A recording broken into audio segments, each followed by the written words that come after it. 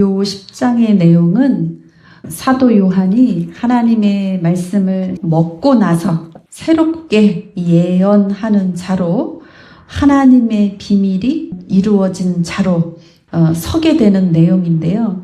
이 내용은 사도 요한뿐만이 아니라 이 사도 요한의 기록을 보는 일곱 교회도 이와 같은 과정의 길을 가야 되고, 지금 이 말씀을 듣는 여러분도 이 과정을 가셔야 된다는 얘기예요. 하나님이 이 과정을 온전하게 끝 마치기까지 가게 하시기 위해서 이 계시록을 쓴 거예요. 하나님의 그 비밀이 이루어지리라. 이 비밀을 이루시기 위하여 하나님이 요한계시록을 작성하신 거란 말이에요. 사도 요한이 지금 보는 거예요. 힘센 다른 천사가 구름을 입고 그 천사 머리 위에 무지개가 이렇게 둘러 있어. 그런데 우리가 6장에 보면 어린 양이 7인 중에 하나를 떼실 때 흰 말이 나오는데 그 탄자가 활을 가졌고 이렇게 얘기를 했단 말이에요. 이 활이라는 단어와 무지개라는 단어는 같은 단어예요. 그런데 왜 6장에서는 활이라는 단어를 썼고 이 10장에서는 하나님의 비밀이 이루어진 때, 이때는 왜 무지개라는 단어를 썼느냐. 이건 언약을 말하는 거예요. 하나님의 언약을 상기시키고 있는 거예요. 고대 사람들은 하나님이 무지개를 하늘에 걸어놓고 다시는 내가 너희를 심판하지 않겠다, 이렇게 말씀하셨잖아요. 그것을 무지개가 걸렸다 이렇게 이야기도 했지만 하늘에 활을 거셨다 이렇게도 이야기를 했어요. 지금 하늘에 걸었다라는 것은 뭐냐, 홍수라는 심판은 하나님 편에서 땅에 심판을 부은 활을 쏜 하나님이 공격하신 그런 죽음, 사망, 심판이기 때문에 그 무지개를 하나님 편인 하늘에 거신 거예요. 다시 말하면 첫 번째 심판 홍수였을 때에는 사망의 심판이었던 거예요. 다 죽여버렸잖아요. 그런데 하나님이 무지개를 걸어서 다시 너희에게 심판하지 않겠다 이렇게 약속하신 이 무지개의 뜻은, 이제 내가 너희에게 두리울 심판은 죽이는 심판이 아니야. 살리는 심판이야. 생존하게 하는 심판이야. 너희의 생명을 보존하려는 심판이야. 이것을 비유적으로 지금 말씀해 주시고 계시는 거예요. 얼굴이 해 같고 뜨거운 해와 같이, 밝은 해와 같이 빛나고 있는 거예요. 발은 불기둥 같으며, 불기둥이 있었을 때가 어디예요? 광야죠, 광야. 펴놓은 작은 두루마리. 왜 작은 두루마리라고 하느냐? 계시록의 내용을 말하는 거예요. 전체의 말씀 중에 부분적인 말씀, 계시록의 말씀. 이 말씀은 어떤 말씀이냐? 하나님의 비밀이 이루어지는 말씀이다. 이 말씀은 어떤 말씀이냐? 언약이 성취되어지는, 성경이 창세기로부터 시작해서 계시록으로 마치기까지 마지막 한 조각의 퍼즐과 같은 거예요. 그래서 작은 두루마리, 이 말씀을 들고 오른발은 바다를 밟고 왼발은 땅을 밟고, 발은 불기둥 같다 그랬죠. 이 두 다리가 땅을 밟고 바다를 밟고, 바다는 뭐냐면요, 세상 물결, 그러니까 땅에 사망이 살고 음부가 되었다라고 하면 그 사망과 음부로 인한 환경, 이렇게 해석하면 맞아요. 사망과 그 사망으로 인한 환경, 이 모든 것을 지금 두 발로 밟고 서서 한 손에는 작은 두루마리를 들고 서 있는 거예요. 이 음성 자체가 짐승의 포효처럼 들린 거예요. 사자가 부르짖는 것 같이 큰 소리로 외치니 그가 외칠 때 7 우레가 그 소리를 내어 말한 7 나팔이 부러진 거예요. 7 나팔이 부러진 게 7 우레가 소리를 내어 말하더라, 이렇게 표현된 거예요. 요한이 지금 기록하려고 하다가 들은 거야. 인봉해라, 기록하지 말라, 봉해라, 열지 말라. 이 지금 무슨 상황인지 네가 써서 다른 사람에게 알리지 말아라. 요한이 본 바다와 땅을 밟고 서 있는 천사가 하늘을 향하여 오른손을 들고 세세토록 영원 무궁토록 살아계신 하늘에 계신 하나님을 말씀하시는 거죠. 창조주 하나님 말씀하시는 거예요. 그 가운데 있는 물건이며 이 물건이라고 해석했는데요. 이것은 그 가운데 있는 것들, 이것, 저것, 저 사람, 저들 이렇게 표현할 수 있어요. 여러 가지 뜻이 있어요. 하나님과 하나님에 속한 모든 것 이렇게 해석해야 좀 더 정확해요. 땅과 그 가운데 속한 모든 것, 그리고 바다와 그 가운데 있는 모든 것 이렇게 표현해야 옳아요. 하나님과 그 가운데 속한 모든 것, 그리고 땅과 땅에 속한 모든 것, 바다와 그 가운데 속한 모든 것을 창조하신 이를 가리켜 맹세하여 이르되, 지금 천사가 창조주 하나님께 영광, 세세토록 살아계신 그 하나님께, 그 하나님을 가리키면서 지금 말하고 있는 거예요. 지체하지 아니하린. 더 이상 기다릴 수가 없다. 뭐를요? 이 하나님의 비밀이 이루어져야 되는데 이 하나님의 비밀이 이루어지는 것에 대해서 내가 더 이상 미룰 수가 없다. 하나님이 지금 그렇게 작정하셨다. 더 이상 지체하지 않겠다고 하신다. 더 이상 미루지 않겠다고 하신다. 그 일이 어떤 일이냐? 바다와 그 바다 가운데 있는 것들에 대한 이야기고, 땅과 그 땅 가운데 있는 모든 것들에 대한 이야기라는 거예요. 일곱째 천사가 소리내는 날, 그의 나팔을 불려고 할 때에 하나님이 그의 종 선지자들에게 하신 복음과 같이 하나님의 그 비밀이 이루어지리이다. 선지자들에게 전하신 말씀, 구약의 말씀과 예수 그리스도의 복음, 그 말씀이 이제 하나로 연결되어져서 짝을 이루어서 온전하게 풀어지고 열어지는 하나님의 비밀이, 언약의 성취가 완성된 말씀이 끝마치는 오메가가 이제 이루어져야 하리다.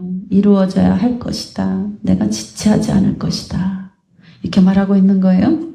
하늘에서 나서 내게 들리던 음성이 또 내게 말하여 이르되, 내가 가서 바다와 땅을 밟고 서 있는 천사의 손에 펴놓인 두루마리를 가지라.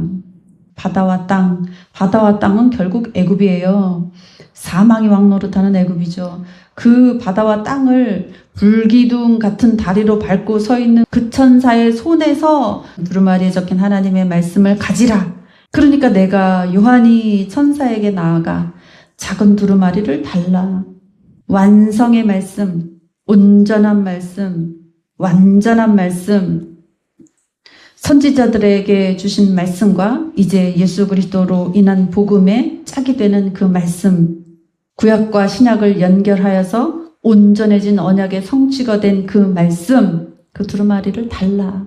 한즉 천사가 이르되 갖다 먹어버리라. 그러니까 뭐예요? 하나님의 그 비밀이 이루어지려면 말씀을 갖다 먹어버리는 것밖에는 방법이 없어요. 이 천사 손에 들린 그 두루마리를 먹어버리는 것밖에 없어. 말씀을 먹는 것밖에 없어. 말씀을 먹는 게 뭐예요? 하나님 내 안에 들어오시는 거예요. 개인적인 관계 없이는 되는 일이 아니에요. 교회 가서 막 헌신해, 막 오랄 때 오고 가랄 때 가고, 막 밥하람 밥하고 청소하람 청소하고, 막 소용없어요. 이 말씀을 먹어버려야 돼. 여러분, 청소해야 된다, 봉사해야 된다, 헌신해야 된다, 헌금해야 된다, 금식해야 된다, 기도해야 된다, 이런 거 가리키는 그 말씀 먹어갖고 안 돼요. 천사 손에 있는 온전한 약속이 이루어지는, 구름을 입고 머리 위에 무지개를 둘러쓴 그 천사, 완벽히 하나님의 비밀이 이루어지는 그 말씀을 먹어버리지 않고는 이루어지는 일이 아니에요. 그런데 아무데나 교회 가면 되지. 성경이 누구나 다 있는데, 몇 개씩 다 있는데, 여기도 좋은 말씀, 저기도 좋은 말씀 다 했는데, 그렇지 않아요. 하나님이 초대하셔서 은혜로 누구든지 와라 이렇게 은혜로 부르실 때는요, 늦게 가도 포도원에서 일을 시켜. 어떤 사람은 9시 땡 되면 시작해서 5시 땡 되면 마치는 사람이 있는데, 어떤 사람은 10시에도 오고 어떤 사람은 오후 1시에도 오고, 근데 일을 시키고 똑같은 한 데나리온을 준단 말이야. 그때는 은혜의 때예요. 근데 말씀의 기근이 들 때에는요, 한 데나리온을 가지고 8대의 밀을 살 수 있었던 때는 은혜의 때야. 한 데나리온을 가지고 한 대박의 밀밖에 못 살 때가 와. 그때는 뭐예요? 지체치 않고 내가 너희에게 인을 떼어서 나팔을 불고 대접재앙을 쏟으면서 그 화를 보내서 언약을 성취하겠다. 각각의 언약의 때가 다가올수록 뭐냐? 기근이야, 기근. 말씀이 없는 기갈이라. 그때가 와요. 그러면 그때는 뭐 해야 돼?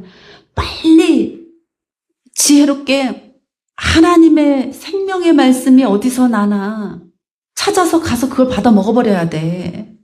매일 청소나 시키고 밥이나 시키고 헌금이나 내라 그러고 금식기도나 하라 그러고 공부만 열심히 하라 그러는데 그 말씀을 먹어서 되는 일이 아니라니까요. 안타까운 거야. 아는 사람은 알아. 하나님의 비밀이 이루어진 자만이 아는 거야. 사도 요한만이 안 거예요. 그리고 이 사도 요한이 7교회에 이 말씀을 전해주고 자기도 에베소에 가서 새롭게 예언하며 마지막 생을 살다가 수명을 다해서 하나님이 부르실 때 갔다니까.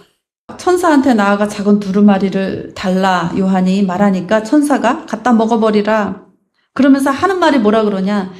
네 배에는 쓸 것이다. 그런데 이 배는 꿀같이 달리라 하거늘. 이 말이 뭐냐? 말씀을 먹어버리면 그 먹어버린 내 속에 말씀이 들어와서 영적인 전쟁이 내 안에서 벌어져요. 내 안에 전쟁이 시작되는 거야. 붉은 말이 나오고 검은 말이 나오고 청황색 말이 나오고 내 속에서 영적인 전쟁이 막 시작되니까 쓴 맛이 난다고요. 그가 내게 말하기를, 천사가 요한에게 말하기를, 입에는 달고 배에는 쓰게 이 말씀을 먹어버리고 굳이 나 그렇게 해야 되는 이유에 대해서 설명하는 거예요. 왜 그렇게 해야 되느냐? 영적인 전쟁을 해야 되느냐? 그가 말하기를, 요한아, 내가 하나님의 백성과 하나님의 나라와 하나님의 방언과 임금에게 다시 예언하여야 하리라 하더라. 왜 다시 예언하여야 하는가? 짧게 설명드릴게요. 예언은 구약의 선지자들이 늘 하던 게 예언이에요. 엘리야가 갈멜산에서 불을 쏟아부을 때, 그리고 3년 6개월 동안에 비를 땅에 내리지 못하도록 말라버리고 갈라져 버리게 했을 때 기적을, 이적을, 하나님의 능력을 하나님처럼 행했단 말이에요. 그런데 결국은 이세벨이라는 사람을 통하여서 쫓기는 신세가 되고 자기 목숨 하나 부지하기 어려워지는 상황이 되니까 로뎀나무 그늘 아래 가서 죽기를 청하잖아. 아무리 하나님과 같은 능력을 행하는 대단한 선지자, 예언하는 사람이어도요, 사망이 안 떠나간 거야. 그럼 무섭고 두려워. 염려되고 걱정되고 차라리 내가 죽겠습니다. 주님, 저를 죽이십시오. 이렇게 해서 엘리야가 고백하잖아요. 그런데 이 두루마리를 먹어버린 사도 요한은 그런 게 없어요. 왜 없을까? 내 마음이 없어졌으니까. 내 마음이 없이 찢어지는 거야. 하나님의 마음이 그냥 와버렸어. 어떻게 그게 가능해? 하나님을 먹어버렸으니까. 이 속에 이제 하나님으로 가득 차는 거예요. 하나님을 먹어버렸기 때문에. 그 말씀이 육신이 된다 이런 표현이 이 사도 요한에게서 나오는 거예요. 요한복음에 표현이 나올 수 있는 거예요. 다시 예언하여야 하리라. 어떻게 해요?